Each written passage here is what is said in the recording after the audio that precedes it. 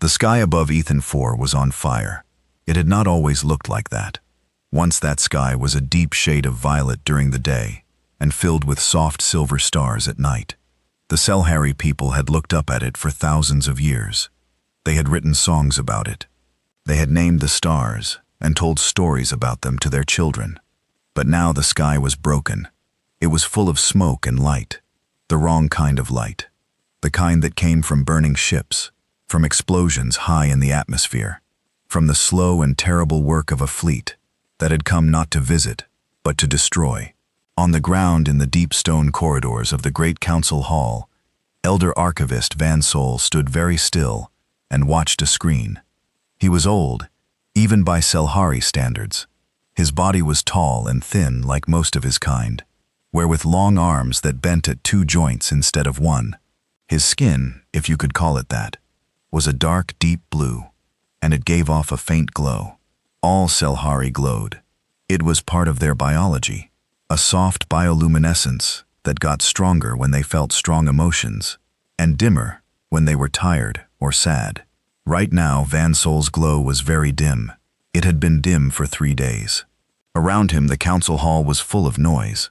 Other council members moved back and forth shouting at each other, waving data slates, pointing at projection screens that showed maps of the planet's orbital defense line, what was left of it. The Vorkai had hit the outer defense grid first, then the mid-range stations. Now they were working on the inner ring, and after that, there would be nothing standing between the planet's surface and the full force of the 7th Conquest Fleet. Counselor Devon Ray, a younger Selhari, with bright orange markings on her arms, rushed past Van Sol and grabbed his shoulder. "Van Sol," she said quickly, "the defense minister needs the historical archive on Vorkai attack patterns, past invasions, tactical data, anything we have. Can you access it?" "Yes," Van Sol said. "I can access it." "Then go. There's no time. There is also," he said slowly, not looking away from his screen, "no point."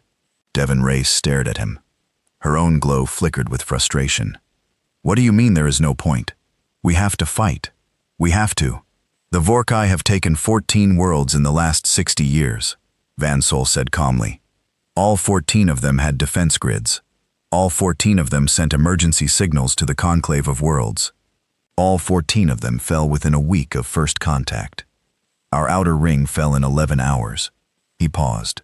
"What tactical data would you like me to find?" Devon Ray opened her mouth. Then she closed it. Then she walked away very quickly, because there was nothing she could say to that. Van Sol turned back to his screen. He was not watching the battle feeds like everyone else. He was not watching the maps of the orbital grid, or the casualty reports coming in from the northern continent, or the desperate communications being sent to Conclave headquarters begging for help that was not going to come. He had looked at all of those things. He understood them well enough. What he was watching now was something different, something that had appeared on his personal monitor 40 minutes ago, and had not left his mind since. It was a signal, not a new signal, not something from the battle outside. It was old, older than Van Sol himself, older than anyone alive on Ethan 4, older than the Vorkai Dominion had even existed as a political body. It had come in on a frequency that, as far as anyone in the Conclave knew, had been dead for 3,000 years. A frequency that no civilization currently used.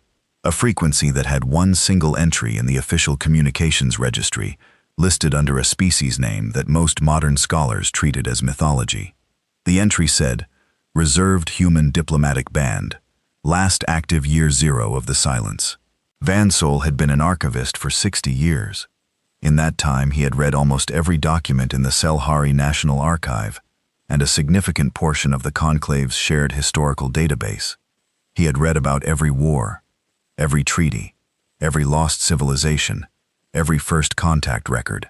He had developed a habit over those 60 years of treating history as something real and physical, not just words on a page, but the actual residue of things that had actually happened. He believed that if you read carefully enough, history could still surprise you. It was surprising him right now.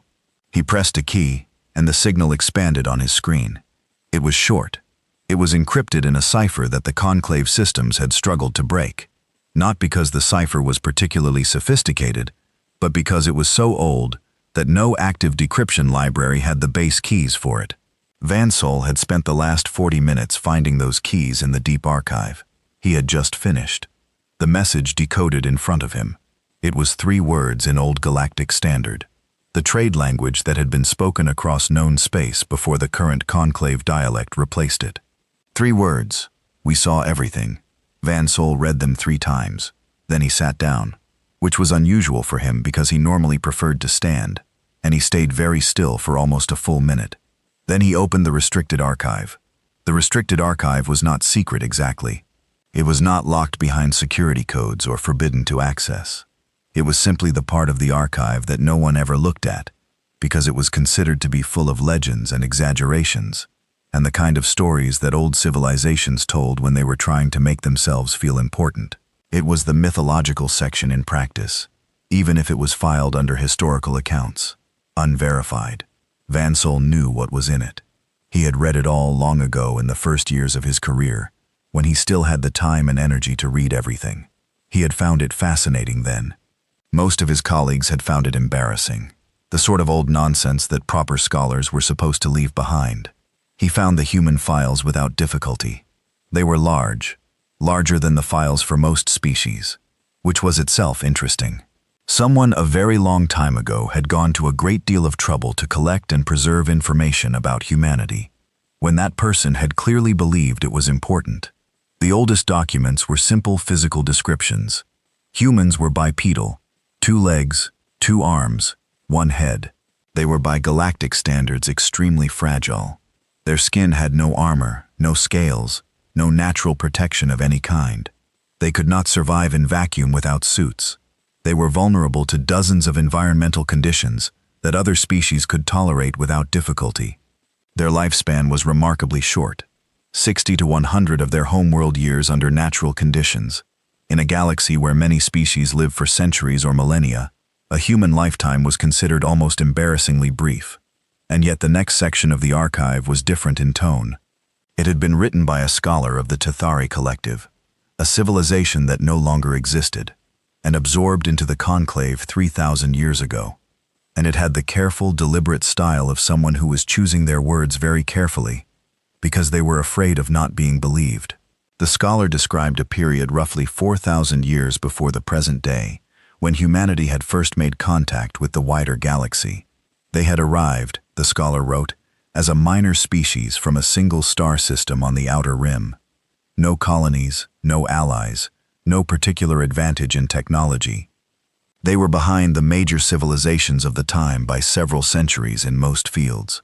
Within 500 years they had caught up with all of them.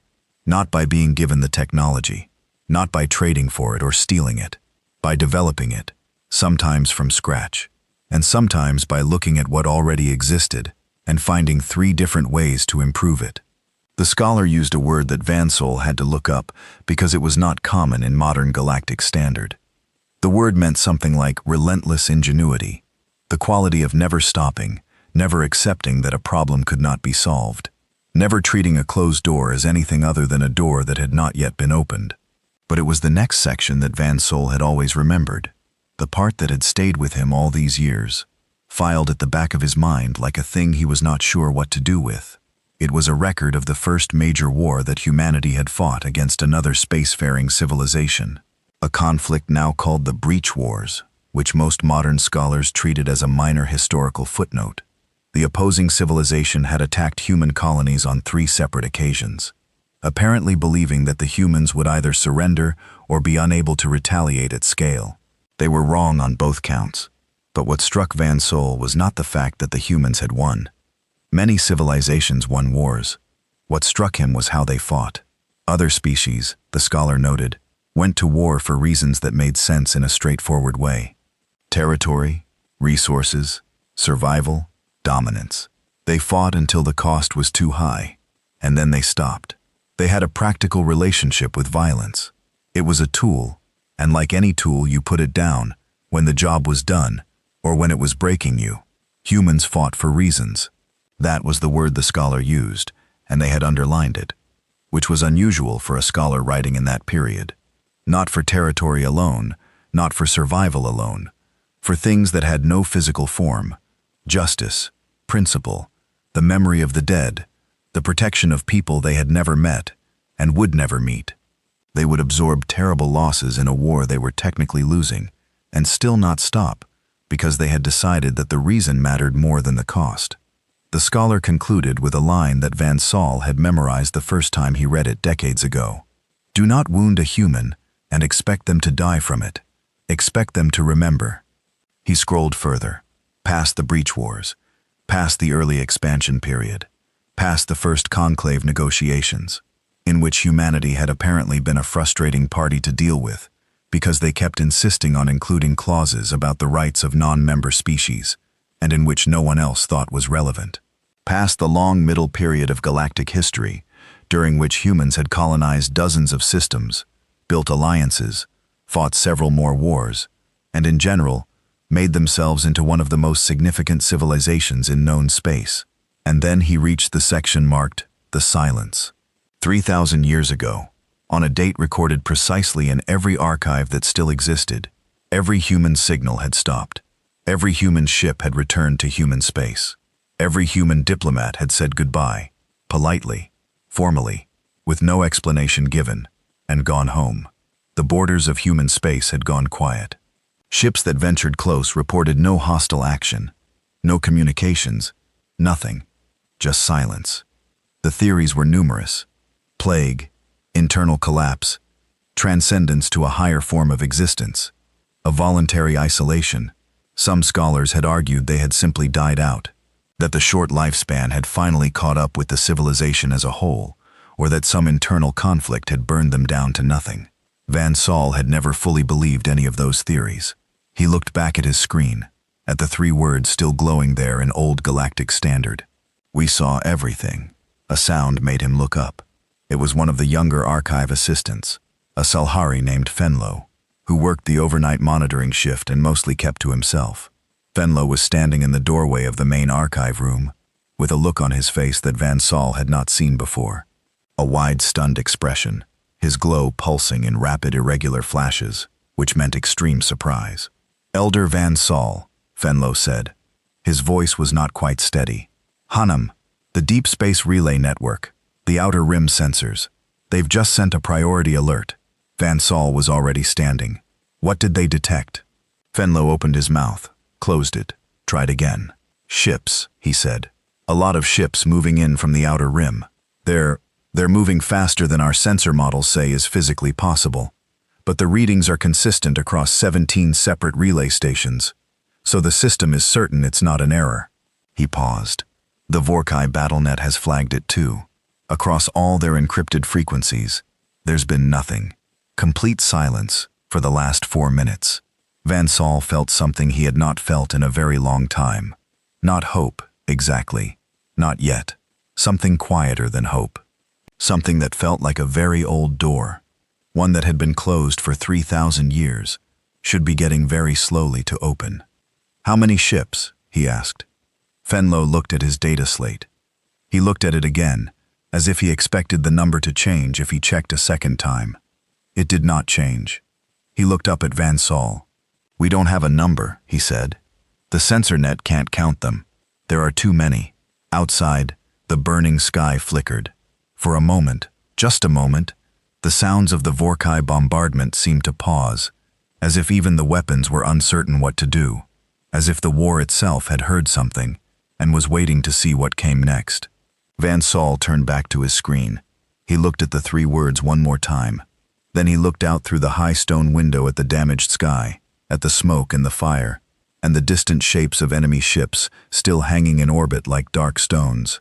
And he thought about what he had read all those years ago, about a civilization that had never learned to put things down, that remembered everything, that had looked at the galaxy 3,000 years ago and made a decision, a quiet, deliberate, patient decision, and then disappeared to carry it out.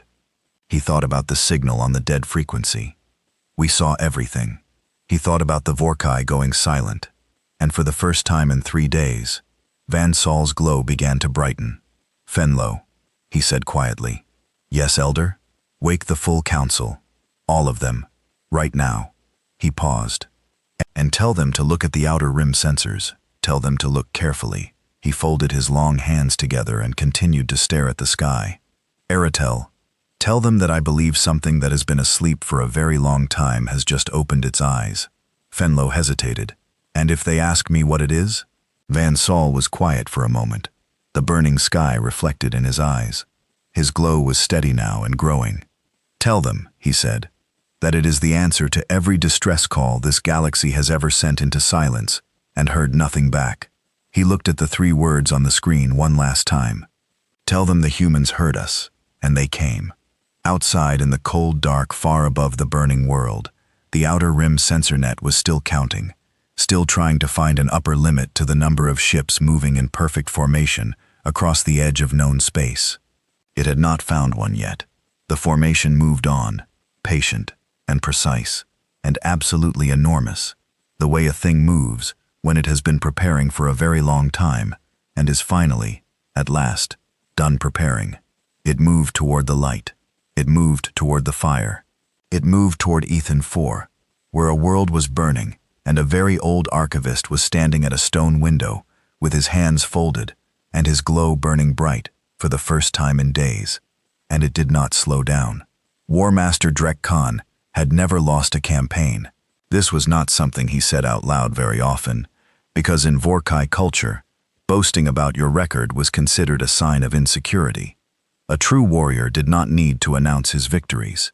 His presence was the announcement. But it was a fact. And it was a fact that defined him in the same way that bones defined a body. It was the structure underneath everything else, invisible, but holding it all up. He was large, even by Vorkai standards. His people were reptilian in nature, thick-scaled, heavy-boned, with broad, flat heads and eyes set wide apart for excellent peripheral vision. Most Vorkai were a dull, brownish-gray color, the color of the rocky homeworld they had come from. Drek Khan was darker than average, almost black, with deep green markings along his neck and shoulders that indicated his rank and bloodline. He wore no ceremonial armor on his command ship. Ceremonial armor was for parades and political events. On a warship in the middle of a campaign, he wore his rank insignia and nothing else, because anything more would have been a performance, and he did not perform. He stood at the main tactical display of the Vorkai Pride, his flagship, the largest warship in the 7th Conquest Fleet, and watched the final stages of the Silhari orbital grid collapse with the calm satisfaction of someone watching a thing they expected to happen, happening exactly as expected. Outer defense ring is fully neutralized, War Master, said Fleet Commander Arasol, standing to his left. Arasol was young for her rank, fast-thinking, extremely efficient. She was one of the few officers Drek Khan allowed to brief him without being spoken to first. The inner ring will fall within 6 hours. After that, the planet's surface is open. Good, Drek Khan said. The Silhari Council has sent 3 additional distress signals to Conclave headquarters in the last 2 hours, Arasol continued. No response, as expected. The Conclave has no military force positioned within response range, and their nearest member state, with independent warships, is 11 days away at standard transit speed. 11 days, Drek Khan said. We'll be done in 4. He was probably right. The campaigns always went the same way. The target civilization had a defense grid that looked impressive on paper and fell apart under real pressure. They sent signals asking for help. No help came. They either surrendered or died in place.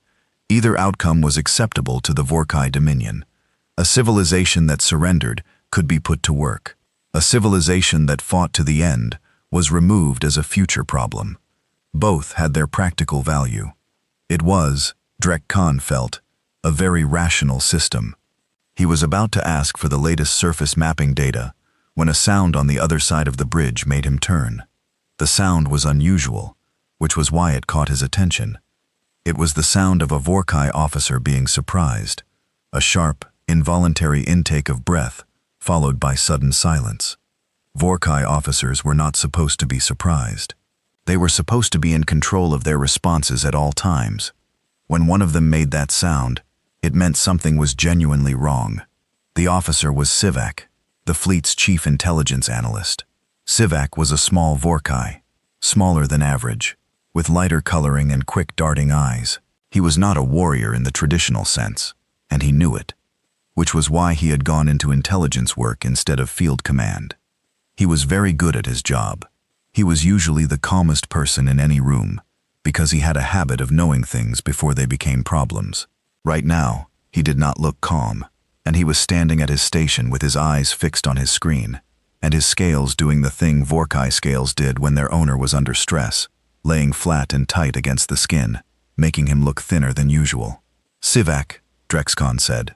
His voice was neutral, which, from a Vorkai War Master, meant, "You have exactly one chance to explain yourself." Sivak looked up. He glanced at Aerosol, then back at Drexcon. Then he said in a very quiet voice, "War Master, I need to show you something. I think it should be a private briefing." Drexcon looked at him for a long moment. Then he nodded once and walked to the side chamber off the main bridge. Sivak followed. The door closed behind them. The side chamber was small and functional. A table, 4 seats, a wall-mounted screen. Drexcon stood rather than sat, and which he almost always did. Sivak sat down because his legs were not entirely steady, and he did not trust them to hold him without it being visible. The outer rim sensors have detected a large formation of unidentified vessels approaching from deep space, Sivak began. "I'm certain you'll receive the full report shortly.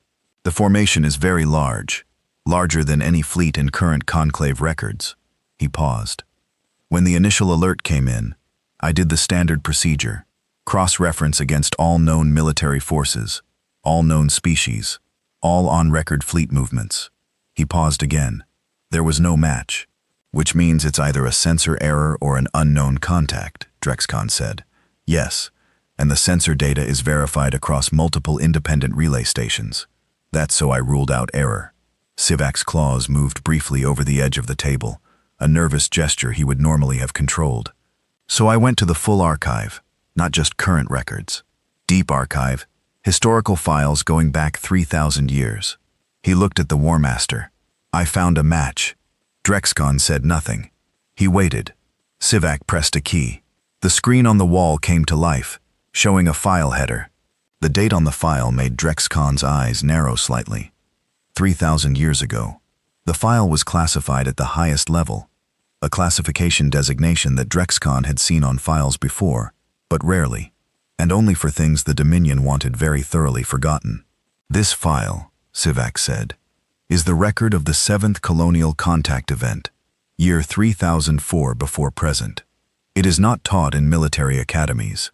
It is not included in the standard historical record. It has been reclassified to this security level twice in 3,000 years, each time by a different Dominion administration." He folded his hands on the table. "I only found it because the search algorithm I used was looking for fleet signature patterns, not historical events. It matched on a signal characteristic from the archive." "What is the contact event?" Drexcon asked. Sivak told him. 3,000 years ago, a Vorkai colonial expansion fleet, 40 warships, a significant force for that era, had been operating on the outer rim of explored space. They had encountered a small, recently established colony on a minor planet. The colony was inhabited by a species not yet formally registered with the wider galactic community, and the species was bipedal, soft-skinned, and had no orbital weapons. The fleet commander, a war master of the old order named Gethbon, had assessed it as a trivial conquest. The fleet had moved in. None of them came back. Drexcon was quiet for a moment. 40 ship, he said. 40 ships, Sivak confirmed. The colony had no fleet, no orbital weapons. What it had, according to the partial transmission recovered from one of the Vorkai vessels before all signals were lost, was a very large number of inhabitants who were apparently not willing to wait for formal engagement. The transmission describes them using their own colony infrastructure as weapons, accelerating metal cargo containers at Vorkai vessels, using their freight loading systems, reprogramming the colony's automated mining equipment to target ship hulls, and taking captured Vorkai weapons from the first boarding parties, and using them before the boarding parties had even finished their attack. He paused. The last transmission from Gethbon's vessel says, and I am reading directly, "They are not fighting like a colony defending itself. They are fighting like something that has been waiting for an excuse." Drexcon was looking at the screen now, not at Sivak. His eyes were moving across the data. The colony species, he said. What were they? Sivak said the word. It was a short word, one syllable. It was a word that, in most modern galactic archives, appeared under the category of extinct or mythological civilizations. It was a word that, when spoken in the right context, made certain very old scholars stop what they were doing and pay close attention. Human, Sivak said. When the word sat in the room for a moment, Drexcon turned and looked at him. His expression had not changed. It almost never did. But there was something behind his eyes that Sivak, who was very good at reading Vorkai faces, identified as the earliest, most controlled stage of a reaction that the War Master was working very hard to keep from becoming visible. Humans, Drexcon said, are extinct. They have been gone for 3,000 years. They are a footnote in pre-conclave history. Yes, Sivak said. That is what every current archive states. He pressed another key. A second file opened. But I found something else in the same deep archive section, a record from 1,100 years ago, midpoint between the silence and the present day, in which a conclave survey vessel, and operating near the outer boundary of what was formerly human space, detected signs of active construction on a planetary body, large-scale construction. The survey team filed a report. The report was reviewed at conclave level and classified. The classification reason given was prevent public disorder. Sivak looked up. Someone knew. War Master. At some point, someone knew they were still there, and the decision was made to say nothing. The room was very quiet. Drexcon moved to the window. Outside the ship, space was dark and cold and full of the distant wreckage of Selhari defense platforms. He looked at it without seeing it. He was thinking very rapidly, in the precise, undecorated way he always thought about tactical problems. The formation on the outer rim sensors, he said. I believe it is them, Sivak said. It? Yes. You believe they have been in their own space for 3,000 years. Not dying, not collapsing, building. I believe so. Show me the sensor data on the formation. Sivak displayed it. He had already run the numbers 3 times, hoping to find an error. There was no error. The formation was moving at a speed that exceeded anything in the current conclave's technological range. Not by a small amount, but by a significant factor. The energy signatures were unlike any recorded drive technology. And the count kept growing, because the outer rim sensor net was still resolving the full shape of the formation, still working its way through the data, and the number it had reached so far was already the largest fleet figure Sivak had ever seen in any record, historical or current. Drexcon looked at the number. He said nothing for a very long time. Then, how long do we have before they reach Ethan 4 system? At their current speed, approximately 9 hours. Finish the planet before they arrive. Sivak hesitated. This was not something he would normally do with a War Master. Sir, if the historical record is accurate, if this formation is what I think it is, then finishing the Selhari operation is unlikely to change the response. Based on the colony contact event, based on the message they have sent. What message? Sivak had been hoping to delay this part. The formation transmitted a signal approximately 40 minutes ago, very short, 3 words in Old Galactic Standard. He read them. We saw everything. Drexcon looked at the sensor display for a long moment, at the shape of the formation, inner growing clearer as the relay stations updated, at the speed readout, which had not decreased, at the energy signature, which no Vorkai engineer would have been able to fully explain. Send the cultural files on humans to my personal terminal, he said finally. Everything we have, including what we deleted. He turned from the window. His face was composed. His voice was steady. He was War Master Drexcon, and he had never lost a campaign. I want to understand what I'm dealing with. He walked to the door and opened it. On the main bridge, Arisol and the other officers were already exchanging looks. They had begun receiving the full sensor reports, and their expressions showed the earliest stages of confusion, turning into something else. Drex-chan stepped back onto the bridge and spoke. Continue the Selhari operation, he said, neatly, loudly enough for the whole bridge to hear. Full pace, and send word to the subfleet commanders. I want combat readiness across all vessels by by the time I finish my review. He paused. Something is coming. I intend to be ready for it. No one on the bridge asked what was coming. They were Vorkai warriors. They prepared first and asked later. Only Sivak, following behind him, allowed himself a single moment of private honesty as he looked at the sensor display one more time, at the formation, at the count which had grown again while they were in the side room, at the drive signatures that should not have been possible. He thought about Gethban's last transmission. They are fighting like something that has been waiting for an excuse. 3,000 years, he thought. 3,000 years of being quiet, or 3,000 years of watching the galaxy go on without them, while they built and prepared and waited. Sivak was a very rational person. He dealt in data and facts and the logical conclusions that followed from them. He did not believe in mysticism or legend, or the kind of dramatic stories that old civilizations used to fill the gaps in their understanding of the universe. But looking at that sensor display, at the shape of what was coming, and the speed at which it was coming, and the perfect absolute discipline of the formation, every ship in exact position, not a single vessel out of alignment over what must have been an enormous distance, he felt something that all his training and rationality could not entirely suppress. He felt that they had made a mistake, a very old mistake, and that it was at last coming to collect. While the ship was called HSV Covenant, it was not the largest ship in the human fleet, not by a long distance. It was a mid-size vessel by human standards, which meant that by any other civilization standards, it was a substantial warship. But next to the great carriers and deep strike cruisers at the back of the formation, it looked modest, almost quiet.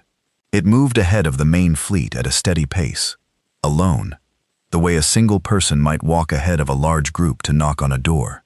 Inside the Covenant, in the main communications chamber, Admiral Diplomat Sarah Voss sat in a plain chair, in front of a plain table, and read through her files one more time. She had read them many times already. She knew them well. But reading was a habit she had developed over 40 years of service, a way of grounding herself before a difficult conversation, of making sure that what she was about to say was based on fact and not on emotion. There was going to be plenty of opportunity for emotion today, she suspected. She preferred to meet it well prepared. Voss was 63 years old.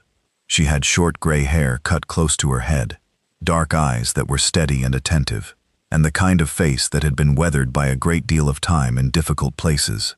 There were lines around her eyes and mouth, not from unhappiness, but from years of concentration and of the specific expression that a person's face settles into when they spend a lot of time being the only calm person in a room full of people who are not calm. She was wearing a uniform. It was not a flashy uniform, dark navy blue, clean lines, the rank insignia on the collar, the small emblem on the chest, the scarred sphere wrapped in laurel that served as the official seal of the Human Diplomatic and Military Commission. No medals, though she had earned enough to cover the uniform twice. Medals were for ceremonies, and she was not here for a ceremony. She was here to have a conversation. 5 minutes to communications range, Admiral, said her aide, a young officer named Lieutenant Kavar from the doorway. Thank you, she said without looking up. The formation is holding position, 12,000 kilometers behind us. Good. The Vorkai BattleNet is active across all frequencies. They're tracking us. Also good. She closed the file. Make sure the relay is open to the Conclave of Worlds Emergency Broadcast Band and the Selhari Planetary Network. I want this transmission received as widely as possible. Kavar hesitated. We're broadcasting to everyone, including everyone, Voss said. Yes. She looked up at him. Her eyes were steady. If this is going to mean anything at all, then everyone needs to see exactly how it happens. Every word, every decision. No private channels, no back rooms. This is not that kind of conversation. Kavar nodded and went back to his station. Voss stood up, straightened her uniform jacket, and walked to the communications platform at the center of the chamber. It was a circular space, slightly raised with holographic projectors built into the floor. When the link opened, it would show her the party on the other end in full scale, and show them the same. She wanted them to see her clearly, She wanted there to be no ambiguity about what she was and what she was doing there. The console chimed. The link was open. The holographic display filled with the image of War Master Drex-Chan. She had studied his profile. She knew his record. She knew what he had done to 14 worlds, and she knew what he was currently doing to the 15th. She looked at him now. The size of him, the dark scales, the wide-set eyes that were studying her, with the exact same focused attention she was giving him. And she felt the thing that she always felt at this kind of moment, the thing she had learned to use rather than suppress. It was not anger. It was something steadier and colder and more useful than anger. Drex-Chan looked at her for a full 3 seconds before he spoke. She did not look away. "You are the commander of this fleet?" he said. His voice was deep with the rough undertone that Vorkai voices always had. His galactic standard was formal, learned rather than native, but very precise. "I am," Voss said. "Admiral Diplomat Sarah Voss, Human Diplomatic and Military Commission. I'm speaking on behalf of the Human Assembly of Worlds." She paused. "I assume you know who we are." Another brief silence. "My intelligence records suggest that humans are extinct," Drex-Chan said. "Your intelligence records," Voss said, "are inaccurate. I've been aware of that for some time. Specifically, I know about the reclassification of the Conclave survey report from 1,100 years ago, and I know about the classification of the 7th colonial contact event from 3,000 years ago." She watched him. His face did not move, but his eyes changed. A very small shift. The kind that a person who had studied Vorkai expressions for as long as she had would recognize as a controlled reaction to something unexpected. "I know your fleet attacked a human colony in that period. I know what happened to that fleet.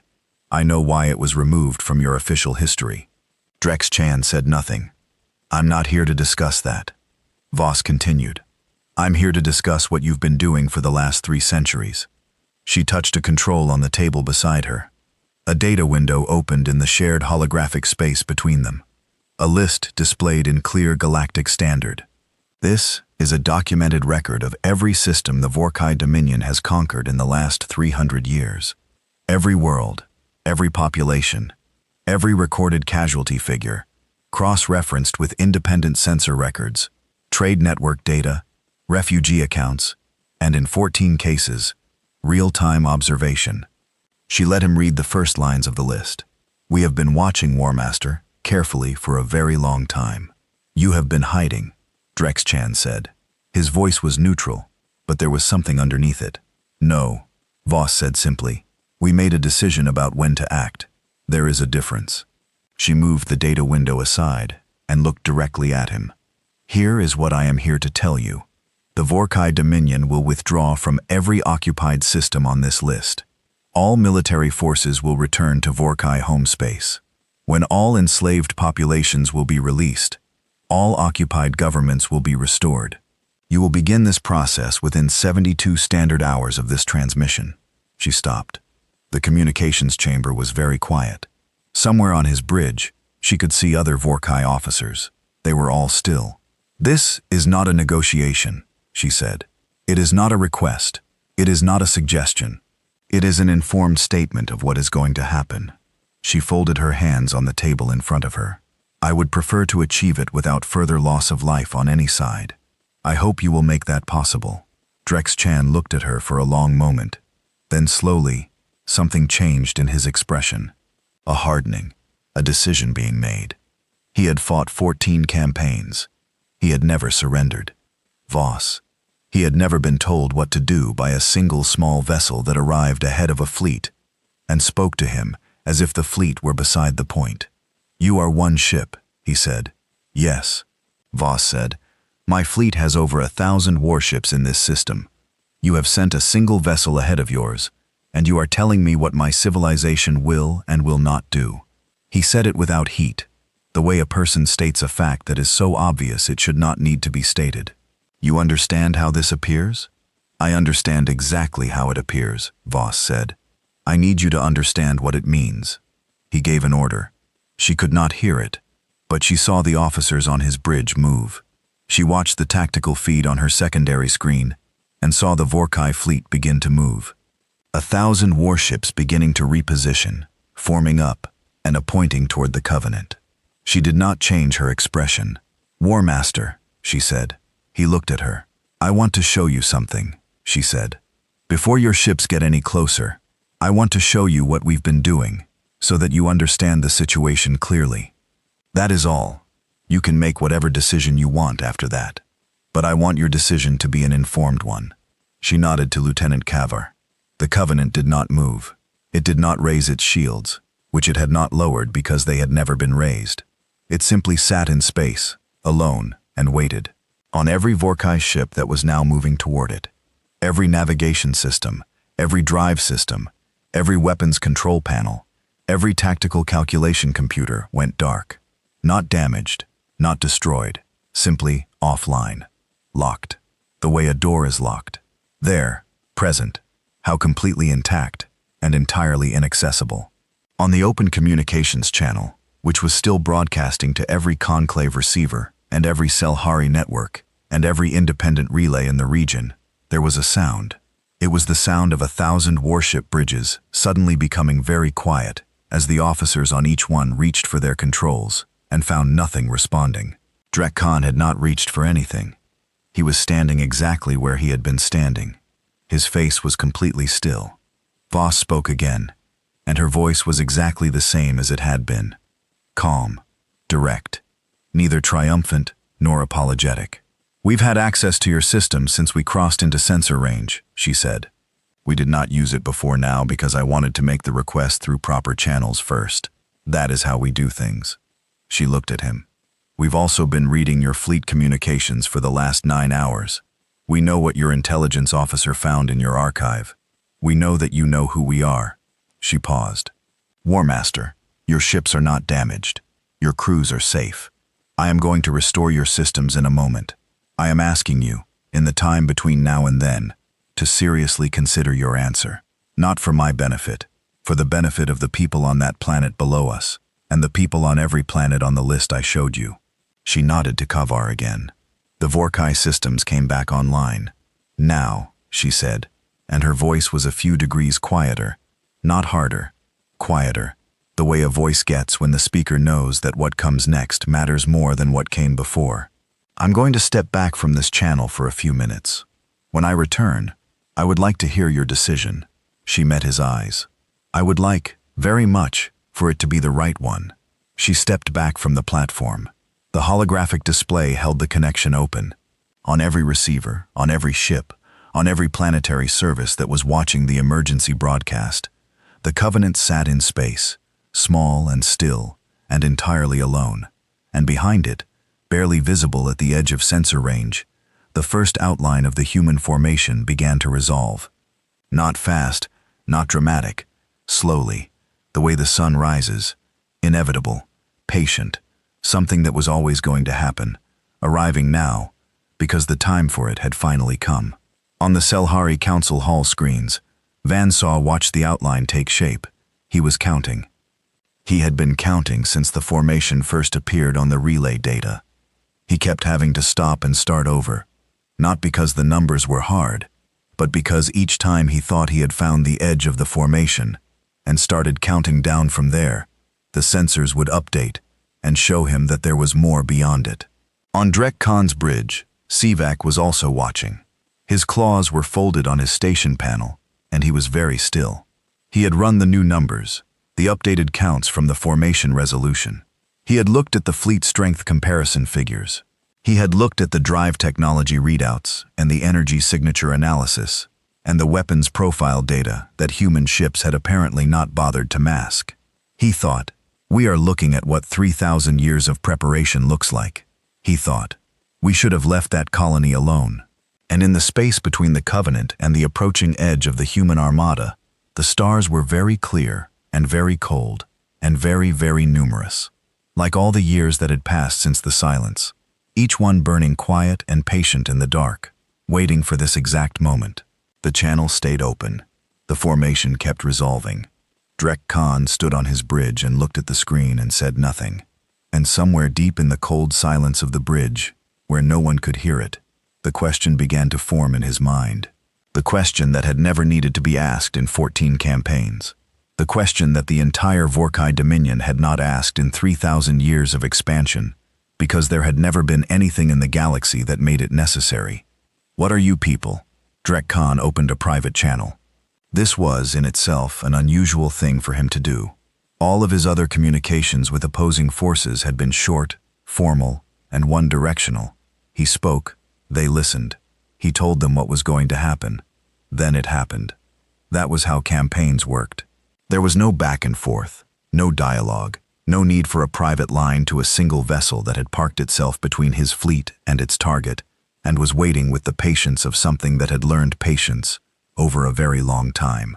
But the weapon systems had gone dark and then come back, and the formation at the edge of sensor range had continued to resolve, continued to grow, continued to reveal itself as something that did not match anything in the Vorkai tactical database. Wanan Sivak had shown him the updated fleet comparison numbers with the expression of a person who would very much like to stop knowing what they know. So Drek Khan opened a private channel. My question, he said when Voss returned to the platform, and the link confirmed private, was not rhetorical. Voss looked at him. I know, she said. Sit down if you'd like. This is going to take a few minutes. He did not sit. Vorkai commanders did not sit during active engagements, but he stayed on the channel, which was its own kind of answer. Voss sat. She was quiet for a moment, not gathering herself. She was already gathered, but taking the brief space between one thing and the next that she always took when a conversation was about to go somewhere that mattered. I'm going to tell you about Earth, she said. Your homeworld, he said. And yes, she folded her hands on the table. Most species, when they describe their homeworld's history to an outsider, start with the good parts, the achievements, the discoveries, the things they're proud of. I'm going to start differently. She told him about war, not the wars humanity had fought with other species. Those came later. She told him about the wars humans had fought with each other, thousands of years of it. Continent against continent, nation against nation, city against city. She described the scale of it plainly, without softening the numbers. Tens of millions dead in single conflicts, whole populations erased, landscapes turned to ash. She described weapons that humans had invented specifically to kill large numbers of other humans as efficiently as possible, and how those weapons had improved, and the generation after generation, because humans were very good at improving things, even when those things were terrible. Drek Khan said nothing. He listened. His expression was the expression of someone who expects to hear a story about weakness, and is not hearing that. We nearly destroyed ourselves, Voss said. Several times, not once. Not by accident, by choice, by the choices of people who decided that what they wanted was worth the cost, and then found out that the cost was too high, only after it had already been paid. She paused. We also developed, in the middle of all that, the idea of rights. The idea that every person, not just the strong ones, not just the ones from the right bloodline or the right nation, every person had a basic claim on dignity and safety and the ability to make their own choices. She looked at Drek Khan. We invented both genocide and human rights, sometimes in the same century. That is what we are. He was quiet for a moment. That is a contradiction, he said. Yes, she said. We know. We have been living inside that contradiction for a very long time. It is not comfortable. She paused. But it has one practical effect that I think is relevant to your situation. We are the only species in the known galaxy who has experienced, from the inside, what happens when the strong decide that the weak simply don't matter. We did it to ourselves. We know exactly where it leads. We know what it costs. Honor. We are incapable of seeing it happen to someone else and treating it as someone else's problem. On every receiver that was still monitoring the broadcast, which was most of them, because the emergency relay was still open, because Voss had said she wanted everyone to hear this, and no one had shut it down. The words moved outward across the star systems at the speed of light.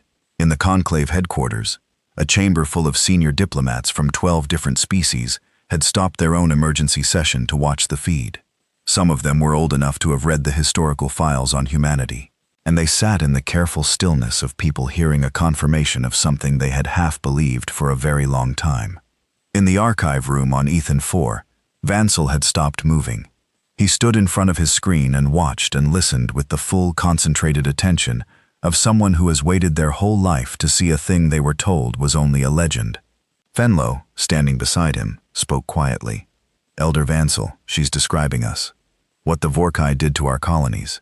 She's describing it to him directly." "Yes," Vansel said. He did not look away from the screen. "She's telling him the history of her own species, to explain why they came." "Yes." Fenlo was quiet for a moment. "That is the strangest way I have ever seen someone deliver an ultimatum." "It is not an ultimatum," Vansel said. "An ultimatum says, do this or we will hurt you. She is saying, do this because it is right, and if you choose not to, we will still stop you. But we would rather you understood why. That is different." He paused. "You know, that is, if the archive is accurate, very human." Back on the Covenant, Voss had moved to the reason for the silence. She described it without drama, simply, clearly, the way she described everything. 3,000 years ago, humanity had looked at the galaxy and seen a pattern. Not a new pattern, a familiar one. The same pattern that had led to some of the worst things in their own history. The civilizations with bigger fleets took what they wanted from the ones with smaller fleets. And the ones with smaller fleets called for help, and help rarely came, because everyone was looking out for themselves. It was the old logic, the logic that said might was right, and the strong owed nothing to the weak. "We had that argument on our own world for thousands of years," Voss said. "Every time we thought we'd settled it, it came back. And every time it came back, people died. A lot of people." She looked at the War Master. "When we came out into the galaxy and saw the same argument being made at a larger scale, we had a decision to make. We could try to stop it from inside, join the conclave, make alliances, try to influence things slowly, or we could do what we have always done best, which is to go home, look at the problem clearly, and build something that could actually fix it, rather than just push it around." "You abandoned the galaxy," Drekken said. The word he used was not quite abandon. It was a Vorkai word that meant something closer to withdrew from your obligations. "No," Voss said. "We made a long-term decision. There is a difference between leaving and withdrawing. When you leave, you stop caring. When you withdraw, you are preparing to come back." She paused. "We watched the whole time. Everything that happened, we recorded it. We built a complete historical record of every conflict, every conquest, every civilization that was taken apart by someone bigger, including this one." She gestured briefly toward the data file she had shown him earlier. "We didn't disappear. We just went quiet. And we built." "For 3,000 years, Drekken said. It was not a question. "For 3,000 years, Voss confirmed. "Because if we were going to come back and say that what you were doing was wrong, that preying on civilizations that can't defend themselves is wrong, we needed to be in a position where we could do more than just say it." She met his eyes. "We needed to be able to make it true, not just for today, permanently." There was a silence, not an uncomfortable silence, a thinking silence. Then, Drekken said something that surprised her. He said it quietly, as if he was not entirely sure he wanted to say it out loud. "My civilization has no word," he said, "for what you're describing." Voss waited. "For stopping something," he said. "Not because it threatens you, not because you were ordered to, not for gain or territory or survival, for because it is the right thing." He seemed to be working through the concept in real time, turning it over with the careful attention of someone encountering an idea that has no framework in their existing worldview. "We have words for honor and battle, for loyalty to the fleet, for the glory of conquest. We have no word for what you are describing." "I know," Voss said gently. "How is that possible?" He asked it without hostility. He asked it the way a person asks a question they genuinely cannot answer. A civilization that would spend 3,000 years preparing to stop something they don't benefit from stopping. That would come here to a system that is not theirs, to protect a species they have never met. "We've met them now," Voss said, "in a way, and do it not for territory, not for resources, not for any reason a rational calculation would justify." He paused. "It is not rational." Voss almost smiled. It was a very small thing, a brief upward movement at the corner of her mouth. "You're right," she said. "By a certain kind of calculation, it isn't rational. The cost is very high. The benefit to us in material terms is almost nothing." She looked at him steadily. "We came anyway. Because some things matter more than the calculation. And, that is something our history taught us the hard way. We are not interested in the galaxy learning it the same way we did." The private channel held both of them in silence for a moment. Then there was movement on his bridge. One of the sub-commanders, a larger Vorkai with aggressive coloring, moving with the fast certainty of someone who had already made up his mind, stepped into frame behind Drekken and spoke loud enough for the channel to pick up. His name, as Voss later learned, was Sub-War Master Greth Vaughn, and he had come up through the Dominion's hardest campaigns and believed with genuine conviction that the only real answer to any challenge was the one that came from a weapons array. He was not interested in the conversation. He was not interested in what the human was saying, or what Drekken was thinking, or what 3,000 years of careful preparation looked like from the outside. He was interested in the fact that there was a single enemy vessel in range, and a planet below that was not yet finished, and a fleet behind him that was still capable of fighting, and that the only thing stopping all of those things from resolving in the obvious way was a War Master who was standing on his own bridge, having a conversation with a small, soft-skinned creature on a medium-sized ship. He spoke 4 words: "We do not surrender," and then he gave the order. Not to Drekken, to his own ship. A direct order to his personal command vessel and the 6 ships closest to it. A strike formation angled toward Ethan 4. Weapons hot, moving fast. Not toward the Covenant, toward the planet. Because Greth Vaughn was not trying to win anymore. He was past that. He was making a point. He was saying in the language that he understood better than any other: "We are Vorkai, and we do not bend. And if we cannot win, then we will at least make sure that we take something with us." Drekken turned from the screen. His face had changed. Not to anger, but to something older and heavier than anger. Voss was already on her feet. She looked at the tactical feed on her secondary screen, at the 7 Vorkai ships breaking formation and driving hard toward the planet's surface, and she closed her eyes for exactly 3 seconds. 3 seconds that she used to take in the full reality of the situation. That she had been close, very close, and that sometimes close was not close enough, and that now there was a planet below them, full of people who were counting on the next set of decisions being made correctly. She opened her eyes. She looked at Drekken, who was still on the channel, who was looking back at her with an expression she would later describe to her log as the face of someone watching 2 worlds collide and not being certain which one they are standing on. She said, "I'm sorry this happened. Truly," she paused, "but I made a promise to the people on that planet. I intend to keep it." She turned to Kavar. She did not raise her voice. She did not change her tone. She gave the order with the same calm that she had used for everything else, and the only difference was the weight underneath it. The weight of someone who has been patient for a very long time and is now done being patient. "He opened the fleet channel," she said. "Tell them to move." The fleet channel opened at 0314 Standard Time, and the order moved through it like current through a wire. Fast, clean, and with absolute certainty. For the crews of the human Armada, it was not a surprise. They had been at full readiness for the last 4 hours. They had watched the feed from the Covenant, the same feed that the Conclave receivers were watching, the same feed that Vansal had been watching in his archive room. They had listened to Admiral Voss speak, and they had waited, and now the waiting was over, and the thing they had come here to do was beginning. The Armada moved. It did not move the way that military fleets in most species' histories moved, in a broad, aggressive charge, weapons firing. Everything pointed forward in a blunt display of force.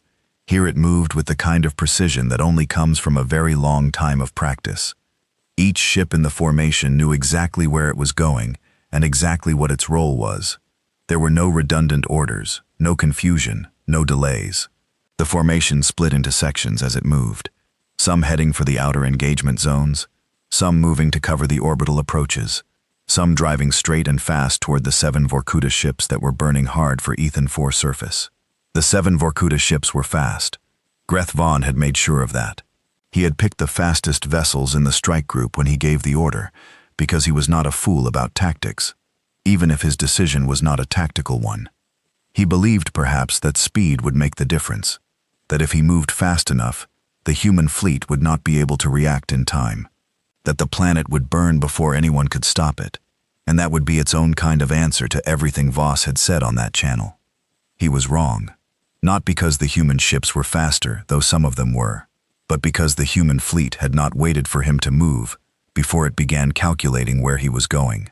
The moment Greth Von had stepped forward on that bridge and spoken those 4 words, the human tactical network had flagged the change in his posture, the shift in his movement, the direction his eyes had been tracking, and had begun adjusting.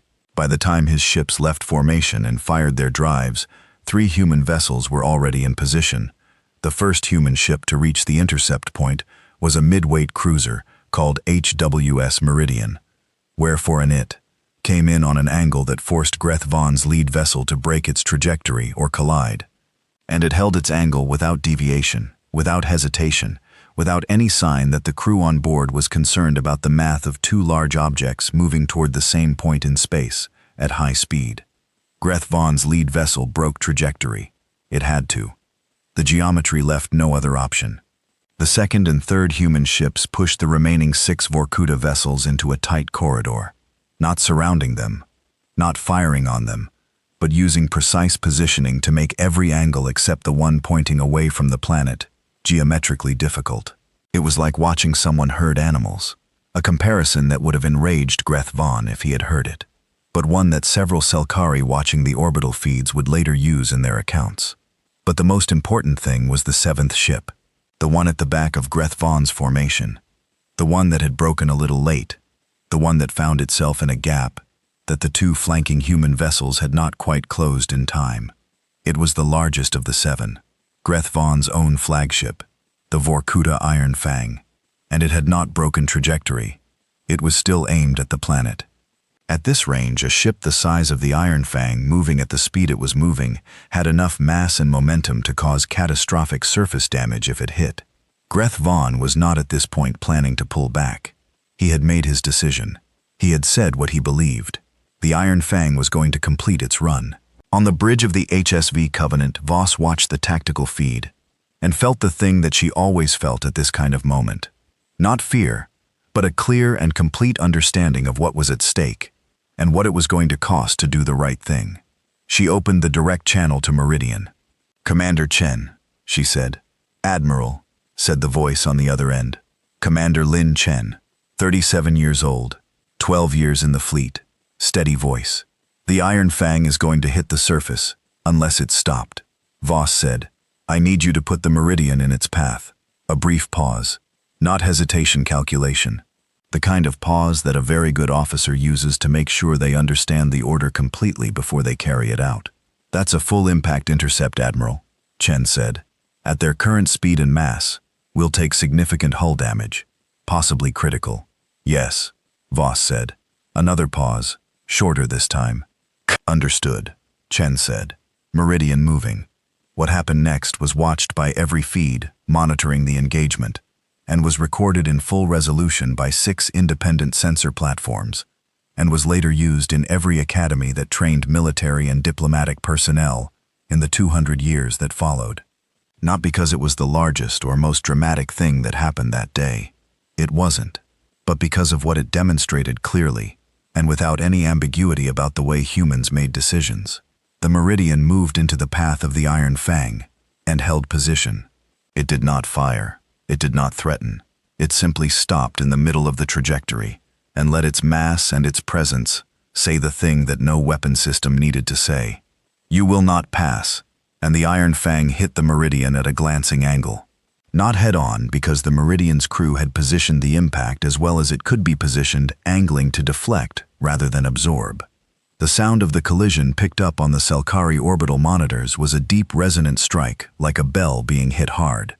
The Meridian spun out, trailing debris from her port section, her drives flickering. The Iron Fang was thrown off its trajectory by the impact, rolling in a slow arc that took it away from the planet and into open space. The planet was safe. On the Meridian's bridge, the emergency systems were already running. The hull breach was contained. The drives were damaged but not destroyed. The crew had absorbed the collision in their impact harnesses and come out of it, shaken and bruised, and with the medical officer would later confirm entirely alive. Commander Chen opened the channel to the Covenant. "Hull breach on decks 5 through 7, she said. "Drive capacity at 40%. Crew status." A brief pause, the sound of a confirmation coming through. "All present. Minor injuries. No fatalities." Voss let out a breath that she had been holding since the moment she gave the order. "Well done, Commander. Well done." On Ethan 4 in the council hall, several Selkari counselors, who had been watching the feed, broke into sound.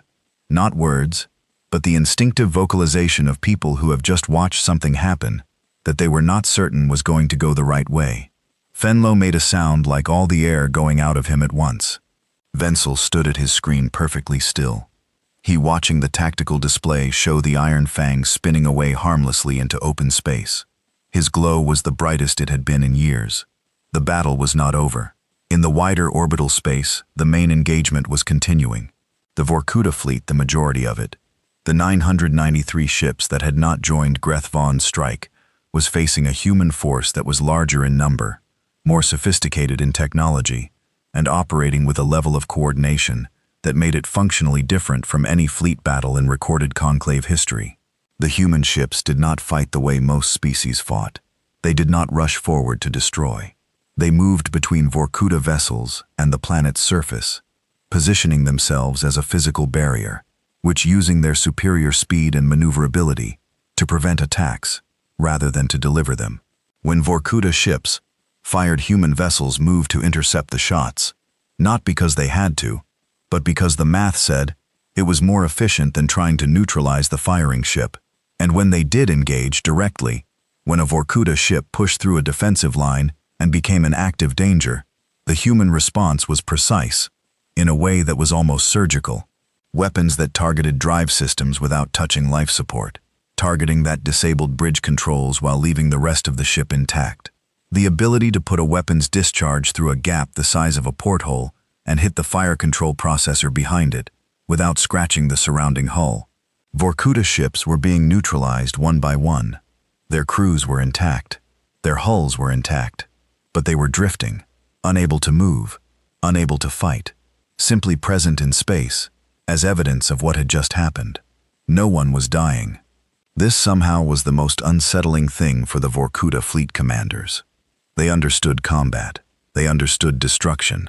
They did not understand an enemy that seemed to be putting as much effort into not killing them as any conventional force would put into doing the opposite.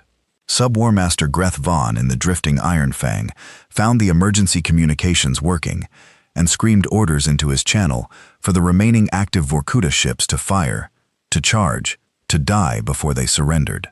Some of them listened. Most of them, looking at the drifting silent shapes of their neutralized companions and at the precise, impatient human ships moving between them and their objectives, made the calculation that their fleet commander had made in a side room of the Vorkuta Pride several hours earlier. The calculation that said, "This is not a fight we are going to win." Dre Khan was still on the Covenant's channel. He had been watching the engagement from the beginning. He had said very little. He had watched his ships being neutralized without being destroyed, one by one, with the efficiency of a cleanup operation, rather than a battle. He had watched Greth Vaughn's strike fail. He had watched the Meridian put itself in the path of the Iron Fang and take the hit so the planet wouldn't have to. He had watched it all, and something had been happening in him during that watching. Something that the Vorkuta language had no word for, which was appropriate. I mean, because Voss had said it exactly that not long ago. He reached up and removed his command insignia from his collar. It was a heavy engraved piece, rank and bloodline and campaign record, all pressed into metal and worn over the heart. He had worn it for 30 years. He set it down on his command panel and opened the channel. "Voss," he said. She looked at him. "Yes. Tell your fleet to stop." She looked at him for a moment. Then she nodded to Kavar, and the fleet-wide channel opened. "All vessels," she said. "Hold position. Maintain defensive lines. Do not engage." She turned back to Drek Khan. "The engagement is paused," she said. He looked at the insignia on his panel. He was quiet for a moment, in the way that a very large thing is quiet when it has decided to stop moving. We call it Veth Karun, he said, what I am doing. Emuit means the recognition that an opponent has proven something, not just one proven something. He met her eyes. A war master who performs Veth Karun acknowledges that the opponent's strength is real, that the argument is over. He paused. I am performing Veth Karun. Voss looked at him without any expression of triumph. She simply looked at him. I accept that acknowledgement, she said, and I want to be very clear about what comes next, so there is no ambiguity. The human assembly is not seeking to control the Vorkai dominion, annex its territory, or impose governance on its people. We are seeking three things: the withdrawal from all occupied systems, the release of all enslaved populations, and the beginning of a process, a long process I know, of accountability and restoration. She paused. We are not your conquerors. We are not your rulers. We are the party that has come to tell you that what you have been doing to others is going to stop, and that stopping it does not have to mean your destruction. Drek Khan was quiet. My people will not accept this easily, he said. I know, Voss said. It will take time. We understand that. We are not impatient. You have been preparing for 3,000 years, he said. There was something in his voice that might, from a Vorkai, have been a small and deeply reluctant recognition of something like respect. I suppose not. The emergency broadcast channel, which had been carrying the entire exchange, was still open. In the conclave chamber, the senior diplomats were no longer in their seats. They were standing, most of them, watching the feed with the full attention that important things command. On Ethan 4, the Selhari Council had stopped arguing and was gathered in a single room around a single screen. On dozens of worlds that had survived Vorkai conquest, people who had lost things that could not be replaced were watching in the private dark of their homes and their thoughts. And in the archive room on Ethan 4, Vansel finally moved. He moved slowly. He was old, and the last 3 days had been long, and he walked to his terminal and sat down. He found the file he had been looking for, the archive entry on humanity, the one filed under historical accounts, unverified, the one marked status unknown, presumed extinct. He deleted the last 4 words. He sat for a moment looking at the empty space where they had been. Then he thought about what to put in their place. He thought about the signal on the dead frequency, Iera, about the formation that the sensors could not count, about the meridian putting itself between a planet and a ship because the math said it was the right thing to do, about what Voss had said on that channel, about the contradiction, and the cost, and the reason they came anyway. He typed 4 words. Status they never left. He looked at it. Then he added a note in the small text field below in the old scholar style he had used for 60 years. Note: the archive entry which describes the civilization as dangerous was accurate. The archive entry which describes them as relentless was also accurate. What the archive failed to note, and what I record here for those who read this after me, is that they are relentless, not for conquest, not for glory, and not for the survival of themselves alone, but for the idea that no civilization should have to burn alone, in the dark, and hear nothing back. They withdrew because they were not ready. They returned because at last they were, and they came not as rulers. They came as something the galaxy had not had before, and did not have a word for. They came as the answer. He saved the file. Outside, the burning sky of Ethan 4 was changing. The Vorkai warships were no longer moving in attack patterns. The bombardment had stopped. In the silence after the guns, the planet's natural sounds were returning. The distant rush of wind across the open plains north of the city. The faint sounds of people in the streets below, beginning to understand that the thing they had been certain was going to happen was not now going to happen. Lefenlo came to stand beside Vansel and looked at the screen. He read the updated archive entry. He read it twice. Then he looked out the window at the sky. The human armada was still there, holding position in the deep space beyond the planet. Thousands of ships still in perfect formation, patient and steady in presension, the way a kept promise is present, real and solid, and exactly what it said it was going to be. What happens now? Fenlo asked. Vansel looked at the sky for a long time before he answered. What should have happened a very long time ago, he said. Someone starts cleaning up the mess. He paused. And this time, someone stays to make sure it gets done properly. He looked at the archive entry one more time. Then he closed the file, stood up slowly, and walked to the window to watch the morning. The real morning, with the one coming now that the fires were out and the guns were quiet, begin to light the sky above Ethan 4. It was still a scarred sky. It would take time to heal, but it was brightening, and it was clear. And somewhere up in the cold and patient dark beyond it, the Armada held its position. It had come a very long way. It was not going anywhere. In the years that followed, the Conclave of Worlds established the Joint Restoration Commission, with human advisors present at every level. 14 occupied systems were freed. Greth Vaughn was tried before a joint tribunal and found guilty of war crimes under the new Conclave protocols that human diplomats had spent 3 months drafting. Drek Khan did not stand trial. He stood instead as the first Vorkai witness for the prosecution. The 7th Conquest Fleet was formally disbanded. 3 of its vessels, repaired and repainted, joined the new Conclave peacekeeping force. The Meridian was repaired. Commander Chen was promoted. She named her next command ship after the planet she had protected. Vansel lived for another 11 years. He spent most of them updating the archive, not just the human files, but all of them. He said in the last public address he gave before his health made travel impossible, that the most important thing archivists could do was make sure the record was honest about what happened, so that the next generation knew what was possible, not just the wars and the losses, the times it went right, too, the times someone came. The archive entry he wrote was never changed. They never left.